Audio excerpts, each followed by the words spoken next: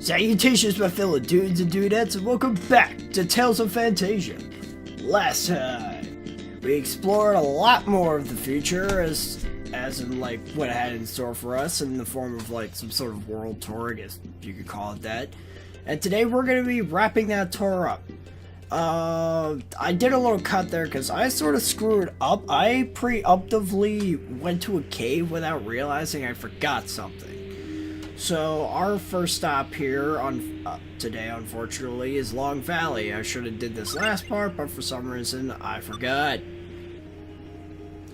The only thing you really have to do is come here into the same place where you first had to, you know, stop the Shoki from sort of encasing the entire cave, where we encountered the Hell Lord for the first time. The item in question is actually a contract ring, which we need in order to get the thing I wanted out of the cave we're about to go into. So you get the amethyst ring, and then we shall be making our way towards our next destination, which is a summoned spirit. Now, at first, I thought the summon spirit was kind of mediocre. I was like, it's probably not all that exciting. But to my surprise, after actually using it in battle, this one kicks a lot of ass. This thing is really good. Are you a magical spirit? My name, Shadow, Darkness, Spirit, you, World, Frightened. Douse, we, darkness, people, brainwashed, enemy. Why can't he speak normally? I think I understand. His friends have been brainwashed by Douse and are now working for him. He wants to help us defeat Douse and recover his friends. You, we, friends, no, we, darkness. People. Save. Then let's contract. Old. Contract. Ring. Amethyst. Spirits of magic, I beseech you! With this ring, grant me the power of darkness! My name is Clarth. Darkness. It is indeed the heart's true essence. It's really nice. Quote from Kingdom Hearts. Now we can summon the mysterious being of darkness, Shadow. Again, this guy kicks a lot of butt. We'll be seeing it in battle, at least I think so. In case we don't, to shortly explain what it does, it encases the entire screen in darkness and does a lot of damage to enemies. For those who are specifically weak to darkness, this could rank up into like 3,000 to 4,000 right now. I'll just wait here again, I guess. Mr. Garman here will keep me company, right? Sorry about that. Now we actually have to come back to the Elven Village for something. There is something of major importance here. Well, I guess a few things, actually. For one, a new enemy in the form of the branch. It's just like the old oak and the green oak. Or is it just? I forget what the original enemy was. We haven't fought that thing since like Demetel's Manor, and even then, we didn't really fight it that often either. Showing off Earth's Rage right there. It's pretty awesome stuff. It's fire and a lightning tech in one, so that's pretty cool. It's not one of my preferred techs, but it gets the job done. As for the branch itself, it's honestly just a tougher version of the old oak. And the colors are apparently blue. I'm not sure if trees could actually be blue, but I'm sure if it is, you guys will tell me. Just going to advance through. There is one more enemy in question, but I don't think we see that until a little bit later. Alright, now that we're in the Elven Village. In the Elven Village, there's a couple people we need to speak to. For one, you want to go into the weapon shop first. I said you want to go into the weapon shop first. Why do I always keep standing there like I'm lost or something? I guess I need to take a gander at my notes as to what I need to do first. I'm afraid our seller bows and arches. What? Yes, of course. What did I say? Do you think you could fix this one? Hey, that's mine. When Min and I were transported to the past, we found it there. I thought it may be a good idea to keep it around, you know, just in case. Just close. Alright, so you come here, you talk to the lady, and she's willing to repair your Chester's broken bow for $20,000. That sounds like a lot of money, but trust me, you really want to do this. Assuming you're actually going to use Chester, which, unfortunately, we kind of have to for a mandatory boss fight later. More on that later. Yeah, it's been quite some time for you. Can you see all the changes that have happened over the last 150 years? We've begun to allow certain humans into the village freely. The king has been instrumental in orchestrating the beginnings of an alliance between our culture with his patient understanding of our studies. Many of the other elves fear that we'll see a repeat of the Midgard disaster. What do you mean? Although the half-elves were given a gift of magic by their genes, they were raised in human culture with a very human mindset. They can't be trusted in matters of extreme magical importance. Almost all the scientists working on Midgard's Mistech Cannon were half-elves. They just don't understand what a precious, fragile, and destructive gift magic really is. What are you talking about? Of course half-elves in Midgard had human ideals. You can't expect a half-elf to have ideals you adhere to when you are one refusing to have anything to do with them. They had to go somewhere for guidance, didn't they?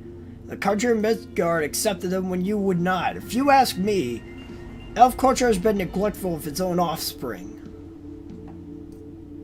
The scientists of Midgard created that awful contraption that nearly killed man and magic once.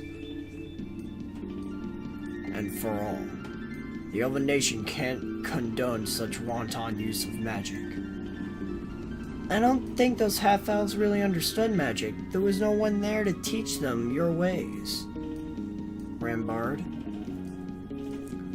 Perhaps it's time for us to reevaluate the way we deal with half-elves. You need to show them how to use their gift and how to respect it. Well, it's going to take a lot of convincing. Not all the other elders are as open-minded as I am.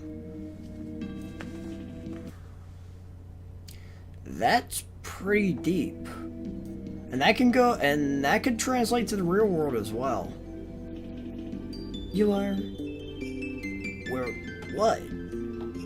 Oh, nothing. Haven't you come by here before with a girl on a broom? We're just adventurers, ma'am. I know who you are. Please give this that lovely pink-haired girl. It's a broom. And we got the star broom. This is going to be one of Arch's best weapons for a pretty long time, actually. Keep this a secret from me, okay? You are Arch's mother, aren't you? Never mention that name in front of me again, please. Yeah, for some reason, well, actually, you already seen the flashback with, her and, Bart. Sort of, like, going their separate ways. It's really weird. It's like, what is this discriminatory bullshit that happens in this game? And this isn't the only game it happens in. The same exact problem happens in, the game I was introduced to with the Tales of Series Symphonia, the one that connects to this game very much. Apparently, the racism is the same too. But Rambar makes an excellent point, and again, it could translate to the real world as well. you could be given a very special kind of skill or ability, whatever, some sort of power, but not knowing how to use it or to be taught how to use that, you could come of a particular mindset, or in this case, you could become a destructive, sadistic jerk. But that's only because I guess you would have figured. What I'm trying to say is, if you're given some sort of power that has multiple uses, but you yourself only see one use, you're not getting everything out of that ability.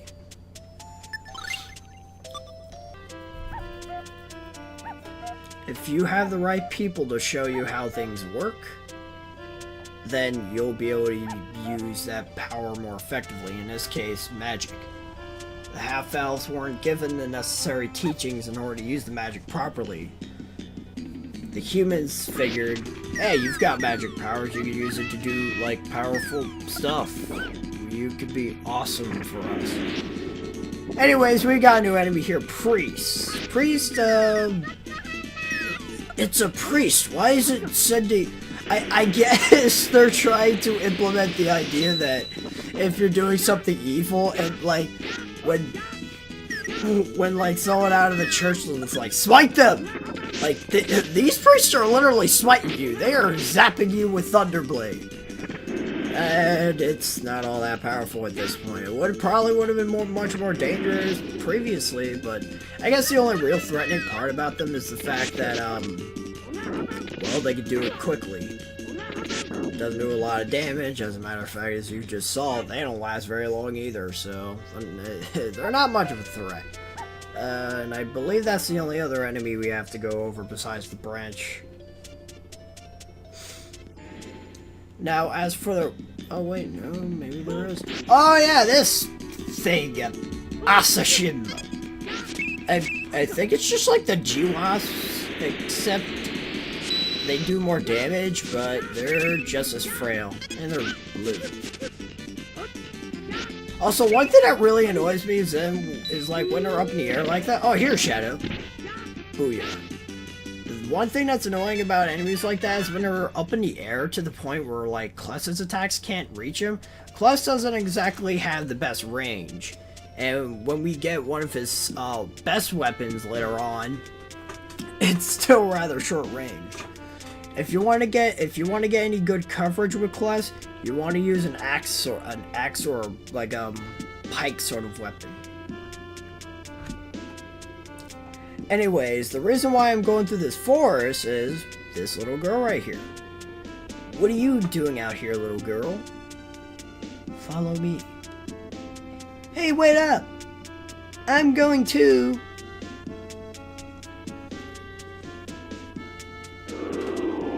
If you recall, someone in, I believe, Freeskill Paul mentioned a ninja village in this forest. Hello, welcome to Japan, the ninja country. Please come and meet our elder, my grandfather. Japan! Japan! Really? Why?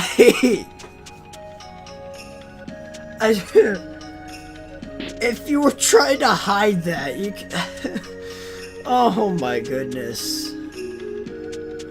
I don't know what to say, Japan. Anyways. If you don't get the joke, please just leave. What the heck? Bamboo spears. Sorry, that chap must have been armed. You really should have warned us.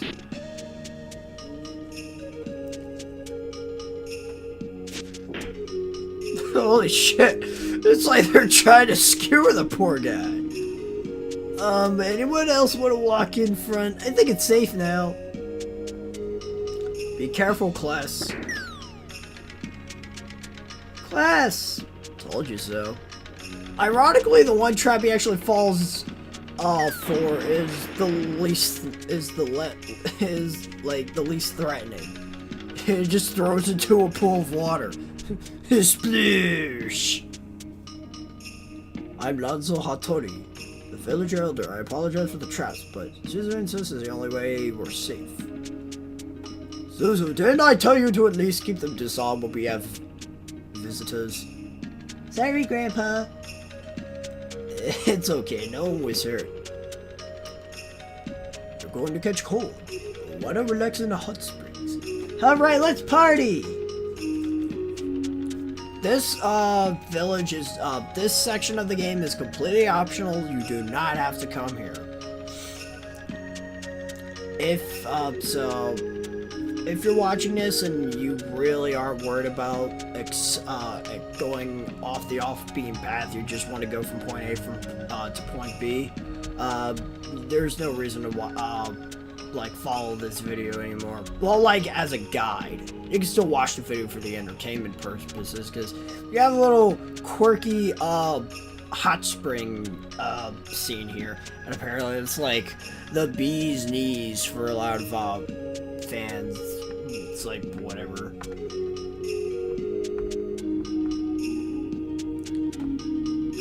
What are you looking at? Man, you've got like the biggest tits I've ever seen. It's like, what the fuck?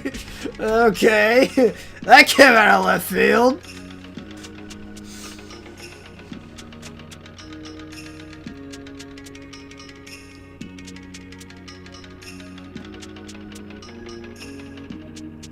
Did you guys hear that?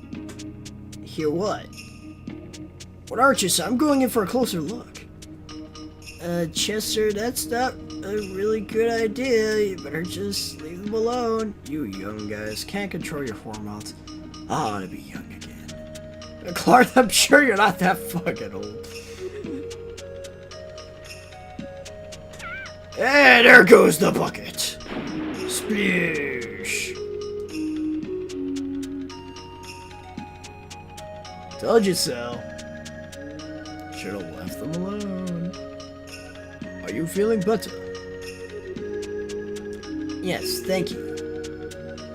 I know you're not. You're out to stop Douse, so please feel free to come back here and use the springs anytime. How do you know that we're after Douse? You're out here in the middle of nowhere. That's just what we want the world to believe. In reality, we have several spies keeping an eye on the world's governments. Spies? We make it our business to provide truthful information that governments rarely provide to the people. You know, why can't we have ninjas like that in the actual government? Because I'm pretty sure there's a lot of crap that the government's not telling us. Like, I want ninjas to tell us some of this secret crap. I want to know about Area 51, damn it. I mean, that's probably like super old news now. I don't know what Trump's doing, because I hear he's doing silly things. Anyway, enough about politics. I need to ask you a favor. Oh, what could we possibly do for you? The music just got really sinister. Dust has been kidnapping the ninja that lead this village and brainwashing them into his servants. Brainwashed? Like mind control? I'm sure any ninja you've had to fight was one of those people. 3 years ago, Suzu's parents left the village on a mission to spy on Alvanista. We haven't seen him since. I understand that fighting Douse and dealing with him is your primary goal, but if you have the time, please look for our parents. Please, for Suzu's sake. I don't know how much we can help, but we'll do our best. Plus, you are too kind. We really need to look at what's really important here. Well, that's class, the boy with the heart of gold. Her father's name is Dozo, and her mother's name is Okio. Last we heard, they were last seen in Euclid. Please take this as a reward for your kindness.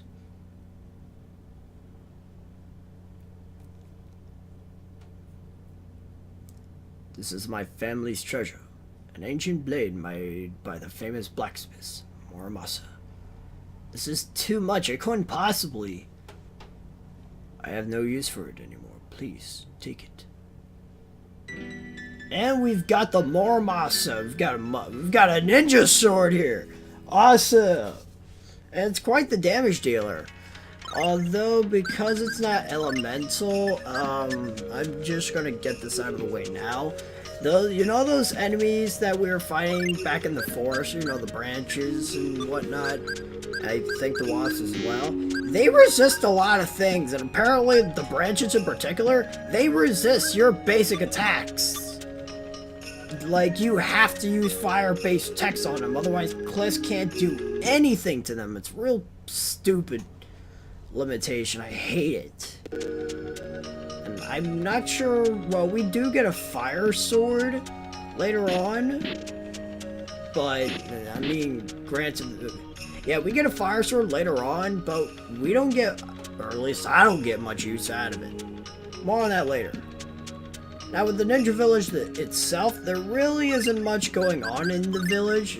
Like, all the NPCs is, you can chat with them, you can probably get a little bit of world building, I suppose, with the Ninja Village, but that's really all there is to it. Also, I put Archie back in the party because Chester sucks.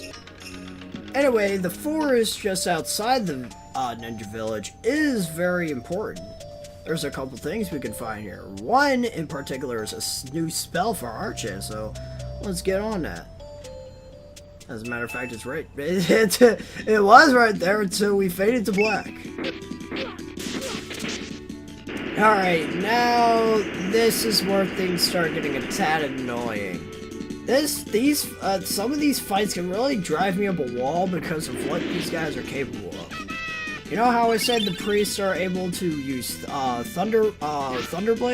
Well, apparently if they just whack you with their magic wands a couple times, you can get paralyzed. And now we've got heretics. Really church-related enemies. Jeez, they really are trying to push the religion on you in this game. And there it goes. There it goes. You saw that attack? That is explode. Essentially, it's a bomb. It's a bomb. That's all it is a doggone bomb, and it pisses me off because they can do it so frequently. It's obnoxious. You know what's not obnoxious though? Oh, okay. You know what? This is obnoxious and not obnoxious at the same time. In this game in particular, when you get the resurrection spell, it doesn't cost a lot of TP, and we're fairly far into the game, so at Mint's current level, that TP requirement for reviving a party member is very small. It's great stuff, and it doesn't take too long for her to revive someone. For some reason, though, there's this character in Symphonia, which she gets a resurrection spell as well, but it's not that long into the game. And secondly, it requires 100 TP, which is massive for that early in the game. And not only that, this character takes so long to revive someone. It's not worth it. The life bottles are just much more useful. I mean, if it was like, if her resurrection spell not only brought your party member back to life, but they also brought her back to full health, and it'll probably be worth it at some point, but no, Mint just does a much better job with this. Also, I'm sure you noticed when I died and got brought back, my status was still there. For some odd reason, if you get inflicted with a status ailment as you're dying, that status ailment sticks with you. You'll see this later in a worst possible outcome, where my character dies and is also petrified. So not only do I have to use a remedy bottle on my character, I also have to use a life bottle. Cause for some, you'll see it later. It's terrible. I get petrified, and my HP is at 0. So so for some reason I thought my character was like a ghost, so I was using a life bottle. It didn't do anything, so I was like, what the hell? I noticed that it was petrified, so I was like, wait, what? So that is one of the most annoying things about this game that I'm so glad gets fixed later. Remedies stick to you if you're dying as it's happening. Unless if I guess it's poison, because I guess that's the point of it. Anyway, that spell we got is Flare Tornado. It's honestly not as good as Firestorm. It's like the middle of the road. It's better than Eruption and Fireball, but it's not as good as Firestorm, simply put. Anyway, we just got that and a Moon Crystal. Moon Crystal's not all that interesting. We've got a few of them. We've got one of those already, I believe. So it wasn't really worth it. We only really needed to go outside the village for that tornado spell. But I believe we're gonna end it off here because we're finally done all this crazy exploring. We can finally proceed with the game. So next time on Tales of Phantasia, we're gonna be going to our next mandatory destination in Freeze Kill. Until then, I gotta juice.